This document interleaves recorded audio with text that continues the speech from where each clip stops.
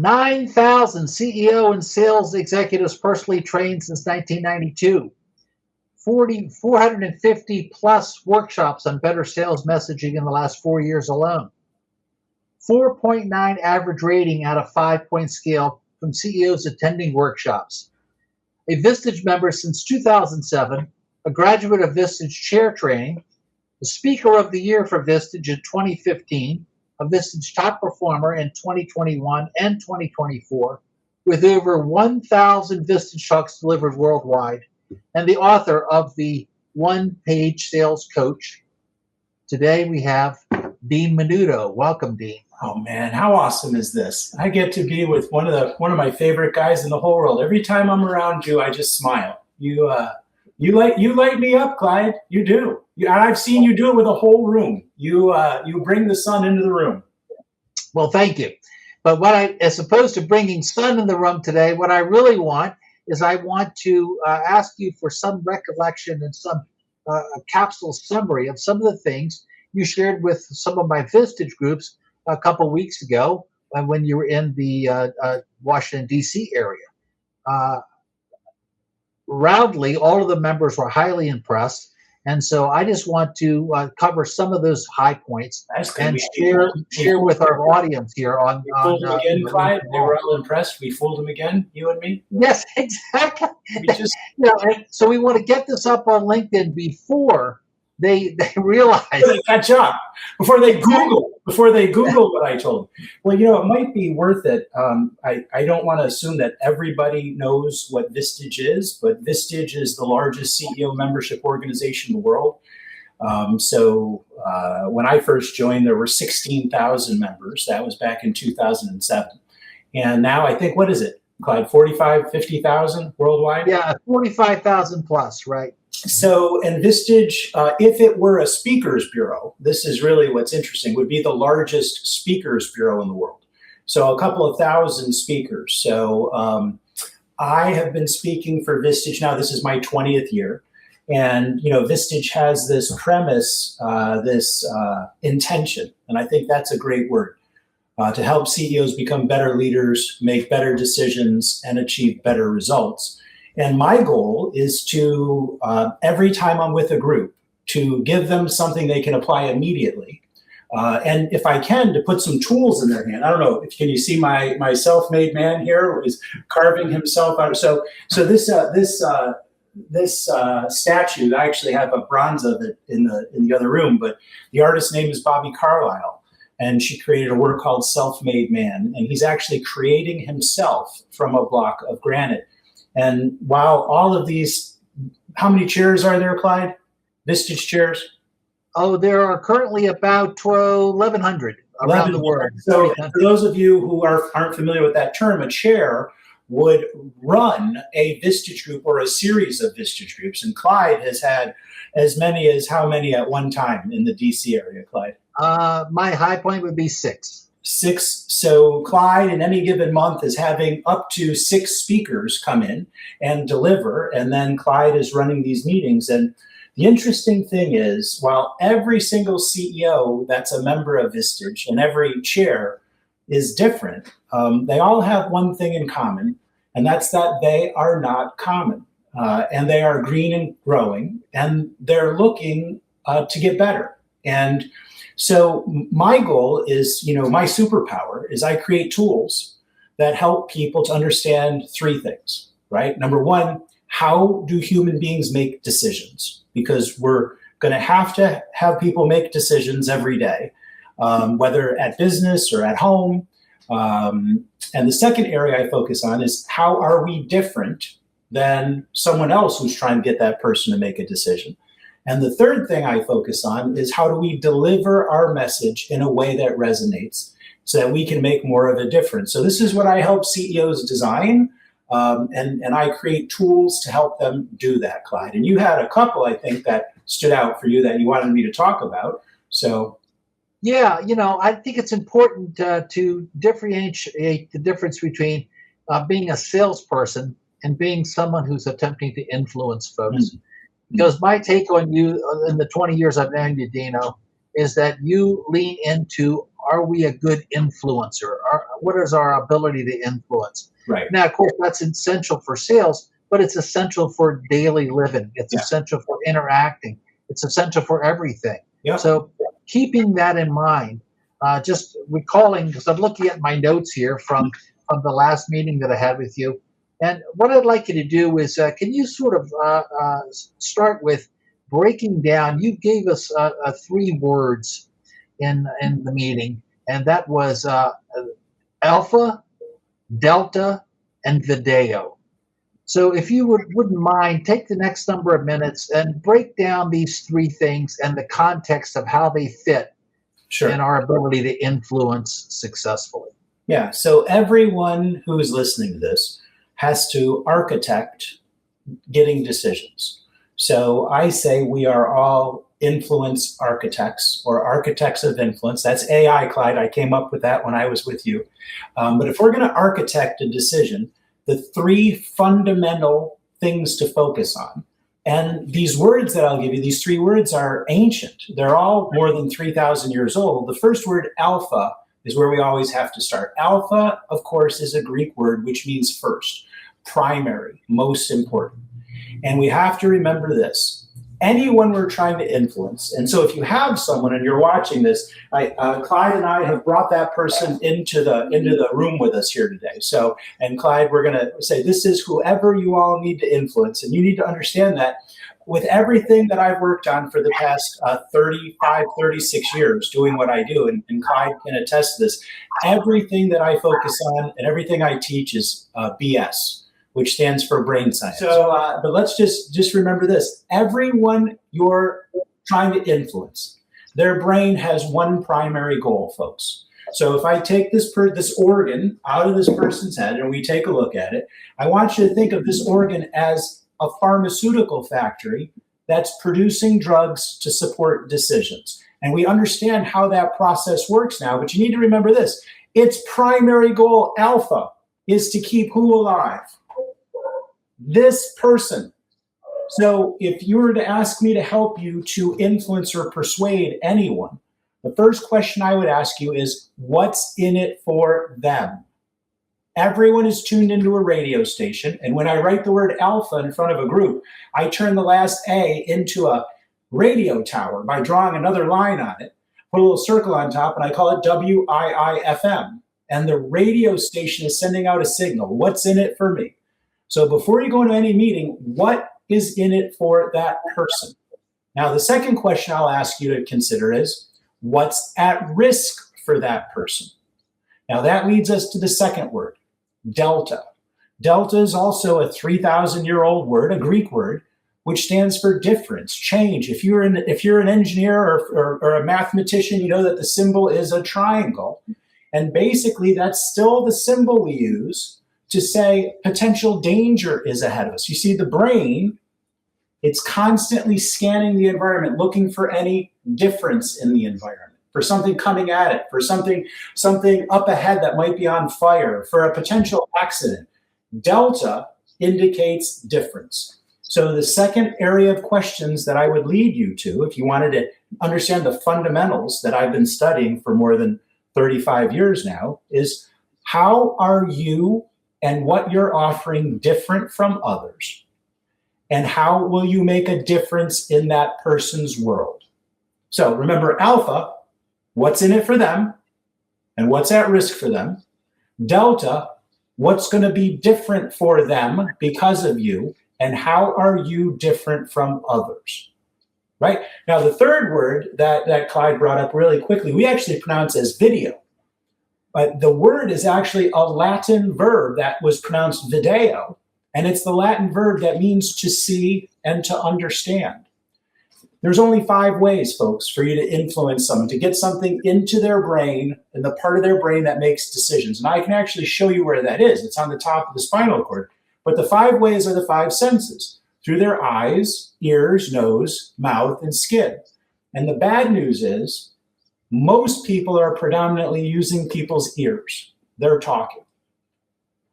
And information actually gets to the part of the brain that makes decisions faster through the eyes. In fact, the Latin verb video means to see and to understand. And it still does today. If we say to someone, oh, I see what you're saying, we're actually saying, I understand. So guys, 100 books, 100 plus books on sales and marketing and decision making, and I read more all the time. This is a book that's blowing me away this week, Clyde, so it's going to become a part of the next couple of sessions. Unreasonable Hospitality by Will Guidara. I had 4 separate Vistage members ask me if I had read the book yet, and because I'm a slow learner, when the 5th asked me, I finally went and got it, and it's unbelievable. And guys, we live in a world where if you're willing to get out there and read, there is the answers to anything you could want to know. So my superpower is I read constantly, and then I create tools that are easy for people to understand around decision making. Right. So let's swing back. So thank you for outlining alpha, delta, and video. Okay. So you made some specific points under each of those that I thought were well worth looking at. And under alpha, not only are we talking about with them, what's in it for me, and the whole concept of everything around survival and everything there. Good. One of the things I heard you talk about at the meeting was this concept about bluff, BLUF. Could you expand on that for us, please? Yeah. So as often happens, a Vistage CEO member came up to me at the end of the talk, and this was about a decade ago in Cleveland. And he said, Dino, this was great. He says, do you want to have dinner with me tonight? I said, man, I'd love to have dinner with you. Thank you. I mean, by the way, one of the reasons to be involved with Vistage, and I mean this, is so you get to meet people like Clyde and have dinner with them, or members and have dinner with them. In fact, when I was with you, Clyde, the second day, someone I had met who had been a guest, Francesco Mara, at a Vistage talk, the Maro Forni Pizza Ovens, invites me to his house. I mean, it's just one of the joys of life, right? And being able to meet these people. So I said, of course. And he said, listen, my team, we have the biggest presentation we've ever been asked to make, highest dollar presentation ever. I'd like to bring the PowerPoint to dinner. Would that be okay? Would you be willing? I said, yeah, of course. I said, what's the deal worth to you? And he said, $30 million. I said, well, you're paying for dinner, which is what you and I said when we were at dinner. We said Lee Peters was paying for dinner, so I got to get Lee in here. But I said, you're paying for dinner. He says, I'll pay for dinner. I said, great, bring the PowerPoint. So he brings it, Clyde, he puts it down on the table. I said, before I open this up, I said, who do you need a yes from? And he made the first of 2 very big mistakes. He named the company. And if I recall correctly, it was AstraZeneca. And I said, then you better let me pay for dinner. Because it doesn't matter what points you make, there isn't a company that's making a decision.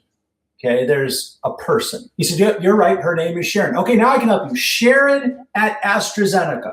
Okay, so now I'm focused on who this is for. Okay? Then I said, before I go any further, how many slides are in this deck? And he said, 48. And I said, if you could only show Sharon 1, where is it now? And this was the second mistake he made. It was at slide 37. He was going to make Sharon listen to 36 slides before getting to the bottom line. Now, there's something, guys, and there's books you can read about how people pay attention. One book that I'll recommend is called Conversations That Win the Complex Sale. Those folks wrote an incredible book, but they talked about this curve of attention. It's a U-shaped curve. People will remember 60, 70, 80% of what you say in the beginning of a meeting. They'll remember 0 to 10% of what you say in the middle of a meeting. And they'll remember up to 100% of what you say at the end of the meeting. So you have these moments of power. But remember, no matter what, your first moment of power is up front. So can we give people the bottom line up front? Now that term, Clyde, bluff, I don't use that just to give you an acronym. The military uses it as a shorthand way of reminding officers before you send an important message, read the whole message and write bluff in the subject line and put the bottom line there. Don't make people do work they don't have to, folks. If you can do the work for them, you make it easier for them to say yes. The McKinsey Consulting Company has followed a process for years developed by a McKinsey partner named Barbara Minto. And it's called, you guys, this is another great book, The Minto Pyramid Principle. She said, I don't care if you have 300 slides. Whatever that bottom line is, turn the pyramid up like this. Give people the bottom line up front. So that's where that came from. But I try to, one of the things I think differentiates me is I try to give reference to where a point came from if folks want to go deeper on it. Let's okay. So that's good on the alpha. Let's go to the delta. And when you presented, I wrote down 4 Ds under delta, and you sort of touched on it a little earlier. But the 4 Ds were difference, danger, decision, do nothing. Can you walk us through those 4 Ds real fast? So what we're talking about is the part of the brain whose goal is to keep us alive. And scientists would say that there's 6 F words that this part of the brain focuses on. The first 2 are fight and flight. Now, clearly, if I ask anyone, have you heard the term fight or flight, everyone's hands go up. But those are 2 potential decisions we can make, fight or flight, right? So Clyde, if someone came into my home right now and uninvited, I'd have a decision to make. That change, that delta in my environment. Now, one decision, I might want to fight them, right? That's one decision. So my brain would start releasing chemicals and priming my body to support that decision. Another decision is I might want to fly. I might want to run away. So I would be closing doors, I'd be backing up, but my brain would be producing chemicals to support the decision to fly as opposed to fight. But those aren't the 2 most common decisions that we see, especially in business, folks. The most common decision is the third F, to freeze. I need more information. We're not ready to make a decision. We'll think about it. I don't know if any of you hear those points, but that's when people have decided to freeze. So a change in the environment is more likely to make people freeze than anything else, because a change from an evolutionary perspective is seen as potential danger. It might not turn out to be danger, but if 2 cavemen, Clyde and Dino, are walking down a hill 3 million years ago, and we're real hungry, and there's a fruit that I've never eaten before, and it might kill me. If I'm a smart caveman, I'm going to ask who to eat it first. Me. Clyde. You're going to eat that berry, Clyde. Now, if you die, I ain't going to eat that berry. If you don't die, okay. So fight, flight, or freeze. So how do we get people out of freeze? Well, one of the fastest ways is to give them evidence of other people just like them. So in 30 words or less, can you say what you do, name people you've done it for, and demonstrate the results to them so that people want to hear more? Mm-hmm. So gotcha. Yeah. No, perfect. And then I'm going to shift over then to the last point, and then video. And I know that one of the notes I made was that this is what I wrote down: never say it if you can show it. And then I was thinking about this video. So can you plug those things together? Is that where that goes? On the middle day, we were at Clyde, one of your amazing clients, and I had met them more than a decade ago, and they make fantastic scientific equipment, which does stuff that no other scientific equipment can do, and they have this beautiful facility. And I was sharing a story with them of another incredible laboratory testing engineering firm that's a Vistage member that I had been with in Boston years ago. And, the head of this company, Dr. Stu, PhD, 3rd generation owner, has built this incredible lab. And as I was making this point that people are more likely to say yes when we show them things in 3D. Can you, by the way, it's great if you can show them a picture. That's better than words. That's 1D. It's better if you can show them a video. That's 2D, something that people love video. Just, check out how many more people will click on this LinkedIn than just click on, someone posting a couple of words. And then the 3D is life itself, when people actually get to see something. And I saw Dr. Stu, and he went like this. He actually looked up and he went like this, and then he shook his head this way. And I said, Stu, spill. You know, I mean, when you've been in Vistage meetings enough and you see someone look up, spill. You know, I triggered something, man.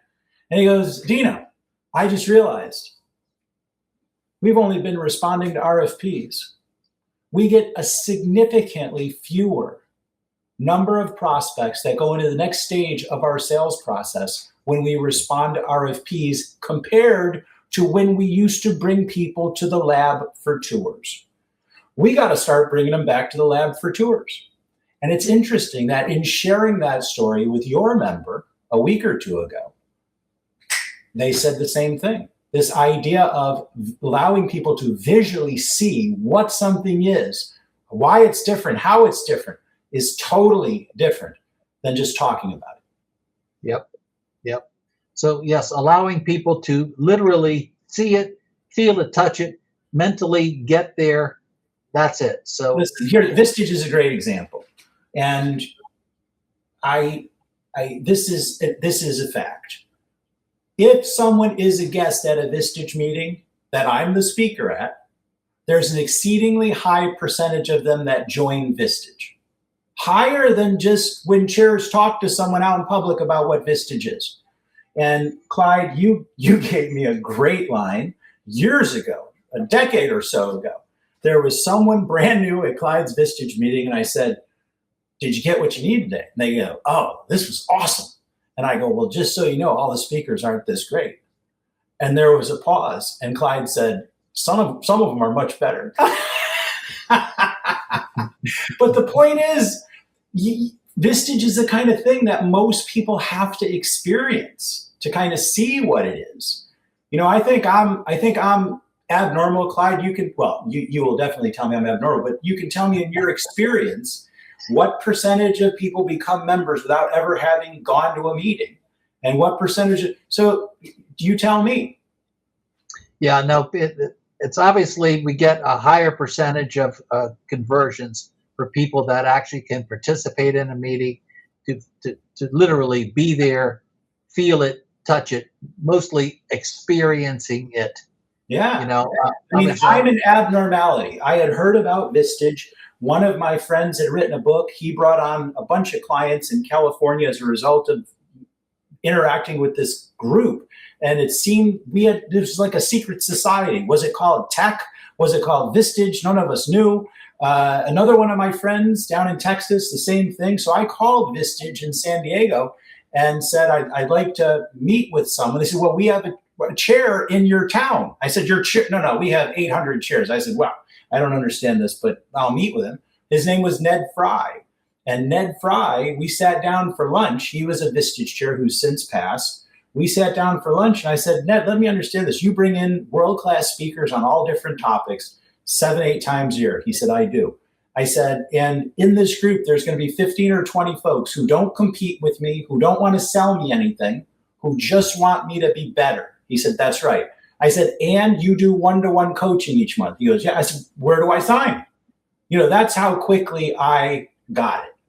But I don't think I'm normal. I think I am more likely to make connections, especially if it's something that I'm focused on. And being a professional speaker, I could understand the power of being a Vistage member and having access to that many speakers each month.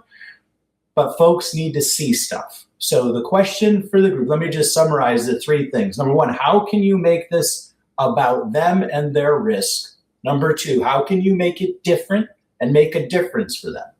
And number 3, how can you make it visual? Thank you, Dina. I really appreciate your time today. And thanks for sharing. I wanted to hear about influence, and you did a whole lot to influence a lot of people to consider Vistage, and I certainly appreciate that. Anything else? What else? Anything else you want to talk about? No, we can talk about our next dinner together, but hey, what the devil, you know? Here, can I tell one more story? Sure, please. So this was, I want to give a shout out to a friend, Kirby Martzal, who's a Vistage member here in Pennsylvania. So another one of our friends had a big CEO event. And there were 700 CEOs there, and Kirby was there. And I hadn't seen Kirby in a while. Now, guys, Kirby is a retired CEO, became a Vistage chair like Clyde. Most Vistage chairs are retired CEOs themselves, looking to share their knowledge and their wisdom. But Kirby had also been a professional musician, a guitar player for decades. His band opened up for the Allman Brothers years ago. And Clyde, I don't know if you're aware of this, but Kirby had suffered a stroke, and he was left with only a dozen or so words of the English language. He had to teach himself how to speak again. And he did that and was still running his groups. And I saw Kirby, and I went up and I gave him a hug. And I said, man, I'm just curious. I wanted to ask you this. I play guitar, not like you. I'm not a professional. But if I go a month or 2 months or a year without playing and then go back to it, it feels like I'm starting over. I said, Kirby, is that what it was like for you following the stroke? And he got this, I say, a Clyde Northrup smile on his face. And it, just like that smile right there. And he looked at me and he said, Dino, you're never starting over. You're always starting different. Every day, we're starting different. He said, my brain and my hands didn't connect the way they used to, but I still had a feel for playing the guitar. I could still read music. You're never starting over. You're always starting different. Guys, I want to leave you with that thought. No matter where you are doing anything, every day is a chance for us to be starting different. Thank you, Dino. It's been a pleasure, my friend. Love you, buddy. Thank you. See ya. All right. Bye-bye.